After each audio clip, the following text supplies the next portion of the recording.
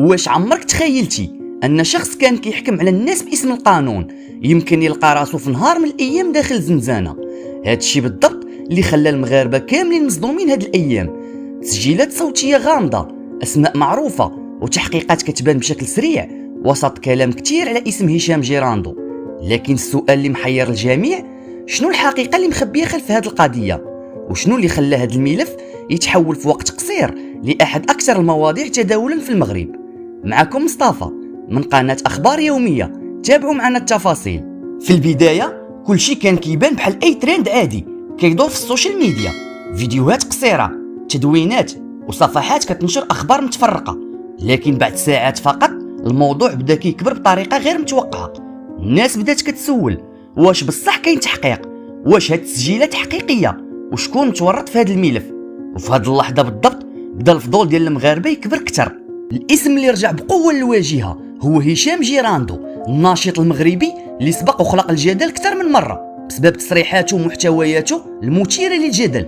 لكن هاد المرة الأمر ما بقاش مجرد ترند ديال اليوتيوب أو فيسبوك. حسب المعطيات المتداولة إعلاميا، القضية وصلت حتى لفتح تحقيقات رسمية بسبب تسجيلات ومحادثات قيل أنها تتضمن معطيات حساسة وخطيرة. ومن هنا بدات القصة تاخذ منحى آخر. المفاجأة الكبرى جات من اللي بدات الأخبار كتتكلم على إيداع قاضي بسجل العرجات احتياطيا في إطار التحقيق. هنا بالضبط بدا الرأي المغربي يدخل في حالة صدمة حقيقية. علاش؟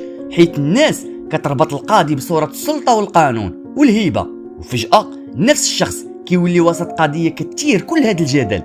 هاد التحول خلى الناس يتساءلوا شنو كاين في الخلفية، واش القضية كبر من اللي باين ولا كاين معطيات أخرى مازال مخبية. الأكثر غرابة هو أن كل ما كيخرج خبر جديد كيزيد الغموض أكثر بدل ما يوضح الصورة. كل صفحة عندها رواية، كل فيديو عنده تحليل، وكل شخص كيشوف القضية من زاوية مختلفة. كاين اللي مقتنع أن هذا الملف غادي يكشف مفاجآت كبيرة الأيام الجاية، وكاين اللي كيشوف أن السوشيال ميديا بدات تضخم القضية أكثر من اللازم. لكن وسط هذا الجدل كامل حاجة وحدة مأكدة، المغاربة كاملين ولات عندهم رغبة يعرفوا الحقيقة كاملة. الغريب هو السرعة اللي انتشر بها الموضوع. في أقل من وقت قصير الكلمات المفتاحية المرتبطة بالقضية ولات في الترند، والفيديوهات المرتبطة بالملف بدات تحقق مشاهدات كبيرة بشكل سريع. وهنا كيطرح سؤال مهم بزاف، واش السوشيال ميديا ولات فعلا قادرة تأثر على الرأي العام وحتى على القضايا الحساسة، ولا الناس ولات فقط كتجري وراء أي قضية فيها الإثارة والغموض؟ كاينه نقطة أخرى خلات بزاف ديال الناس يركزوا أكثر مع القضية، وهي أن بعض الصفحات بدات كتروج للكلام عن إمكانية وجود أسماء أخرى مرتبطة بالملف. صحيح لحد الآن ما كاين حتى تأكيد رسمي على بزاف ديال هاد الادعاءات، لكن مجرد تداول هاد الكلام خلى حالة ترقب كبيرة وسط الناس. الجميع ولا كيسول شكون غادي يبان من بعد، واش فعلا مازال كاينه مفاجآت؟ وهنا بالضبط كيخدم عامل الفضول وكيخلي أي تطور صغير يتحول مباشرة لترند جديد. لكن وسط هاد الضجة كاملة خاص ننتبهوا لحاجة مهمة بزاف. أي قضية كيف ما كانت حساسيتها خاص التعامل معها يكون بعقلانية، لأن الفرق كبير بين المعطيات الرسمية وبين الإشاعات اللي كتنتشر بسرعة في الإنترنت. ومع ذلك الغموض اللي محيط بهذا الملف خلى الناس تواصل المتابعة بشكل غير مسبوق. كل نهار كيزيد يخرج خبر جديد، كل مرة كيزيد النقاش يسخن أكثر، وكل طرف كيحاول يقنع الناس بالرواية ديالو.